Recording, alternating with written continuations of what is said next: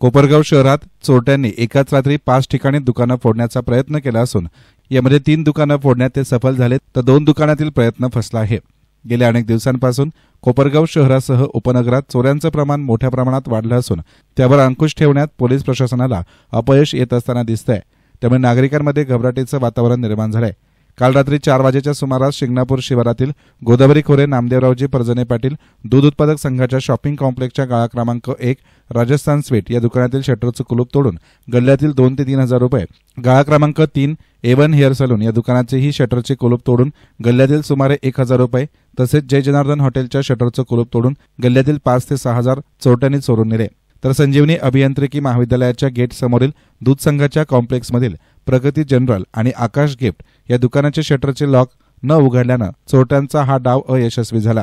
एकाच रात्री चोरट्यांनी डल्ला मारल्यानं परिसरातील नागरिकांमध्ये भीती आहे। गेल्या काही दिवसांपूर्वी याच कॉम्प्लेक्समधील सूरसंगम इलेक्ट्रॉनिक्स हे दुकानही चोरट्यांनी फोडण्याचा प्रयत्न केला होता। यावेळी देखील पोलिसांना गस्तीची मागणी करण्यात आली, मात्र पोलीस प्रशासन याकडे दुर्लक्ष करीत असल्यानं चोरांची हिंमत वाढत असून चोरीचं प्रमाणही वाढत आहे। सदर घटनेचं चित्रीकरण सीसीटीव्हीमध्ये कैद झालं असून पोलीस विभाग चोरांना पकडण्यात यशस्वी होतं की नाही का यापुढेही असेच प्रकार चालतील आणि एखादी मोठी घटना होण्याची वाट पोलीस बघतायत हे येणारा काळच ठरवणार आहे।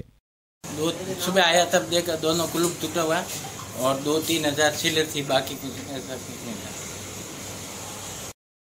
आल्यानंतर कुलूप तोडलेलं दिसलं आणि मध्ये 5,000 गल्ला तोडलेला होता।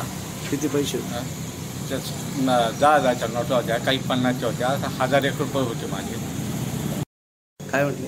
कुलूप नव्हतं त्याला, शटरवर केला आम्ही आणि डोकून पाहिलं मध्ये काय झालं तरी हे उघडं दिसलं, पायाचे ठसे वगैरे दिसले। काय होतं गल्ल्यामध्ये 5-6 हजार।